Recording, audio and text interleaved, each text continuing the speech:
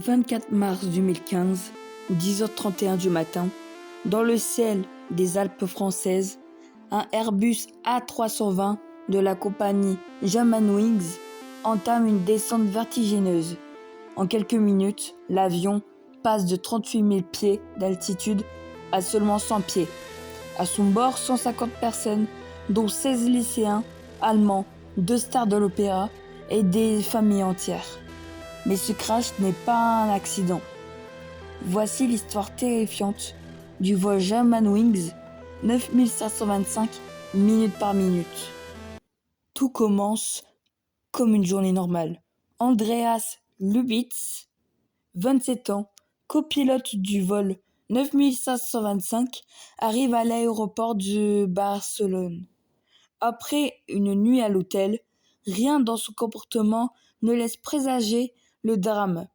Il achète un café, discute brièvement avec un collègue, personne ne remarque rien d'anormal. Pourtant, dans quelques heures, il deviendra l'auteur de l'un des crashs les plus effroyables de l'histoire de l'aviation. Parmi les passagers, un groupe de 16 lycéens de la ville de Altern am See, en Allemagne. Ils rentrent d'un voyage scolaire en Espagne. Il y a aussi Maria Ratner, une célèbre contralto, et Oleg Brijac, baryton basse, tous deux de retour d'une représentation à Barcelone. Un passager envoie un dernier SMS à sa famille. L'avion a du retard, mais tout va bien. Ces mots deviendront tragiquement ironiques. 10h01, l'Airbus A320 décolle enfin avec 44 minutes de retard. Tout semble normal. Les communications entre le commandant Patrick Sondenheimer et Andreas Lubitz sont professionnelles. Lubitz annonce calmement Flaps 7, take-off trust. Aucun signe de stress, aucune alarme. 10h27, le commandant Sondenheimer quitte le cockpit pour une pause aux toilettes. Une procédure routine, mais ce geste anodin va tout changer. Dès que la porte se referme, Lubitz actionne le verrouillage. Le système conçu après le 11 septembre pour empêcher les intrusions devient maintenant une prison. Le commandant ne pourra plus revenir. 10h30, Lubitz saisit le contrôle. D'un geste, il fait passer l'avion de 38 000 pieds à seulement 100 pieds. Les alarmes retentissent. Terrain, pull up! Dans la cabine, les passagers commencent à paniquer. Le commandant frappe désespérément à la porte. Ouvre cette porte, pour l'amour de Dieu, ouvre! Mais rien n'y fait. Lubitz reste silencieux, sa respiration captée par le CVR et étrangement calme.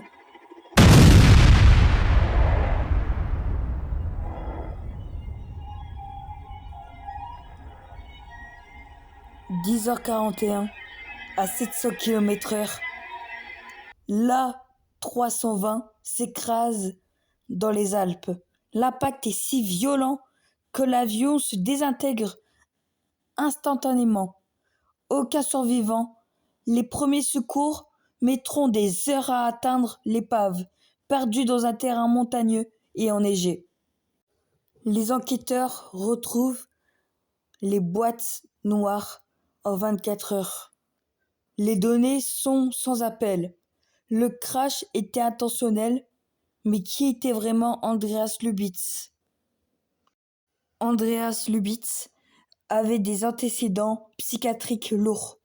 Dès 2008, il souffrit de dépression sévère.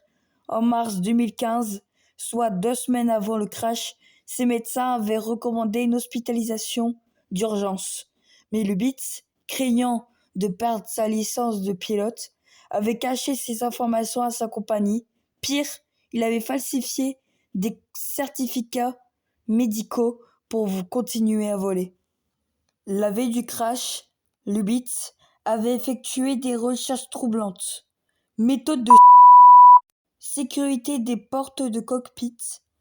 Comment ouvrir une porte verrouillée en vol. Des preuves accablantes d'une préméditation. Lufthansa, la compagnie mère de Germanwings, a été pointée du doigt. Leur système de contrôle médical des pilotes présentait des failles béantes. Comment un pilote aux antécédents psychiatriques aussi graves a-t-il pu continuer à voler? Derrière les chiffres, il y avait des vies. Ces adolescents pleins d'avenir, Maha Ratner, qui avait un bébé de 3 mois, Oleg Brijak, artiste renommé, des familles, des amis, tous réduits au silence en quelques secondes. Aujourd'hui, un mémorial baptisé Solar Orb honore les 149 victimes dans les Alpes. 149 plaques dorées, une pour chaque vie perdue, mais aucune pour Andreas Lubitz. Son nom a été effacé, comme si l'histoire voulait oublier celui par qui le malheur est arrivé. Ce drame a changé l'aviation à jamais. De nouvelles règles ont été instaurées, comme l'obligation d'avoir 2 personnes en cockpit à tout moment. Mais une question demeure. Jusqu'où doit-on aller pour concilier sécurité aérienne et respect de la vie privée des pilotes? Andreas Lubitz était-il un monstre ou une victime d'un système qui a failli? Cette histoire vous a marqué? Likez, partagez et abonnez-vous pour plus de documentaires percutants. Dites-nous en commentaire ce que vous pensez de cette tragédie. Sinon, vous pouvez me conseiller.